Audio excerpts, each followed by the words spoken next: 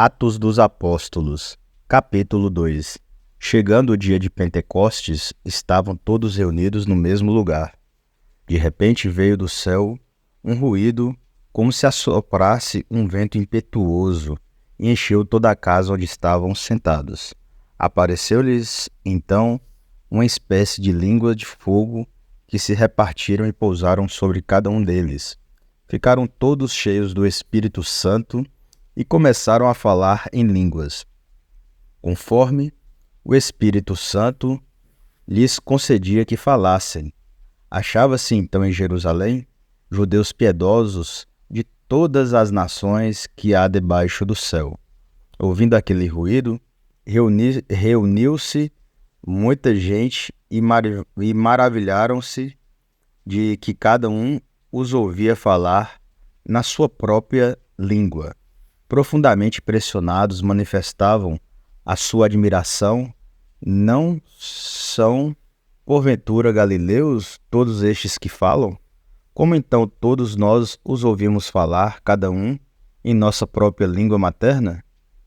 Partos, medos, elamitas, os que habitam a Macedônia, a Judéia, a Capadócia, o Ponto, a Ásia, a Frígia, a Panfília, o Egito, as províncias da Líbia próximas a Cirene, peregrinos romanos, judeus ou prosélitos, cretenses e árabes,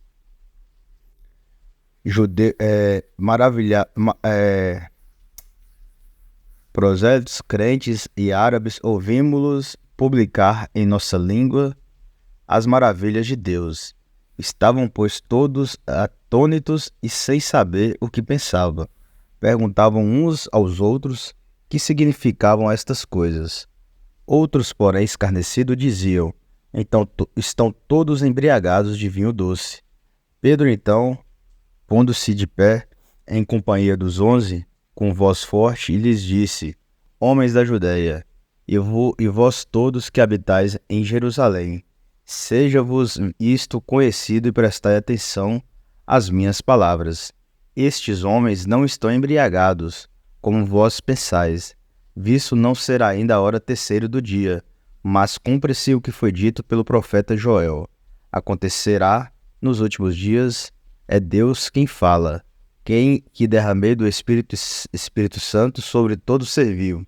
Profetizaram os vossos filhos e as vossas filhas, os vossos jovens terão visões e os vossos anciãos sonharão. Sobre os que servos e sobre minhas servas derramarei naqueles dias do meu espírito e profetizarão. Farei aparecer prodígios em cima no céu e milagres embaixo na terra, sangue, fogo e vapor de fumaça. O sol se converterá em trevas e a lua em sangue, antes que venha o grande e glorioso dia do Senhor. E então todo o que invoca o nome do Senhor será salvo. Israelitas, ouve estas palavras: Jesus de Nazaré, homem de quem Deus tem dado testemunho diante de vós, com milagres, prodígios e sinais que Deus por eles realizou no meio de vós, como vós mesmos o sabeis. Depois de ter sido entregue segundo determinado desígnio e presciência de Deus, vós o matastes, crucificando-o por mãos de ímpios, mas Deus o ressuscitou, rompendo os grilhões da morte, porque não era possível que ela o retivesse em seu poder. Pois ele diz Davi: eu via sempre o Senhor perto de mim, pois ele está à minha direita, para que eu não seja abalado. Alegrou-se por isso o meu coração, e a minha língua exultou. Sim, também a minha carne repousará na esperança, pois não deixarás a minha alma na região dos mortos, nem permitirás que o teu santo conheça a corrupção. Fizeste-me conhecer os caminhos da vida e me encherás de alegria com a visão de tua face. Irmãos, seja permitido dizer-vos com franqueza: do patriarca Davi, dizemos que morreu e foi sepultado, e o seu sepulcro está entre nós até o dia de hoje. Mas ele era profeta e sabia que Deus lhe havia jurado que um dos seus descendentes seria colocado no seu trono.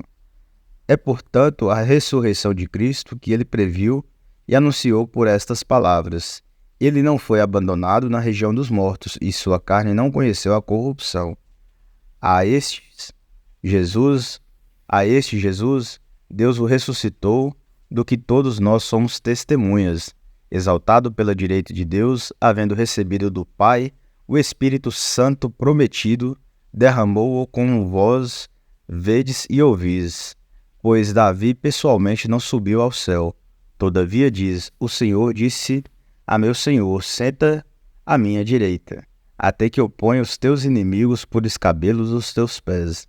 Que toda a casa de Israel saiba, portanto, com a maior certeza, de que este Jesus, que vós crucificastes, Deus o constituiu Senhor e Cristo. Ao ouvirem essas coisas, ficaram compungidos no íntimo do coração e indagaram de Pedro e dos demais apóstolos: Que devemos fazer, irmãos? Pedro lhe respondeu: Arrependei-vos a cada um de vós seja batizado em nome de Jesus Cristo para uma remissão dos vossos pecados e recebereis o dom do Espírito Santo, pois a promessa é para vós, para vossos filhos e para todos os que ouvirem de longe o apelo do Senhor nosso Deus. Ainda com muitas outras palavras exortava-os, dizendo: Salvai-vos do meio dessa geração perversa. Os que receberam a sua palavra foram batizados, e naquele dia elevou-se a mais ou menos 3.000 o número dos adeptos.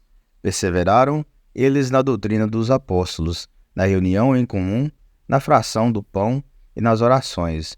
De todos eles se apoderou o temor, pois pelos apóstolos foram feitos também muitos prodígios e milagres em Jerusalém, e o temor estava em todos os corações. Todos os fiéis viviam unidos e tinham tudo em comum. Vendiam as suas propriedades e os seus bens e dividiam-nos por todos, segundo a necessidade de cada um. Unidos de coração, frequentavam todos os dias o templo, partiam o pão nas casas e tomavam a comida com alegria e singeleza de coração, louvando a Deus e cativando a simpatia de todos os povos. E o Senhor, cada dia, lhes ajuntava outros que estavam a caminho da salvação. Que final abençoado é desse capítulo, esse capítulo número 2 do Atos dos Apóstolos. Eu vou repetir, do 44 ao 47. Todos os fiéis viviam unidos e tinham tudo em comum. Vendiam as suas propriedades e os seus bens e dividiam-nos por todos, segundo a necessidade de cada um. Unidos de coração, frequentavam todos os dias o templo, partiam pão nas casas e tomavam e comiam com alegria e singeleza de coração, louvando a Deus e cativando a simpatia de todo o povo. E o Senhor cada dia lhes ajuntava outros que estavam a caminho da salvação. Muito obrigado.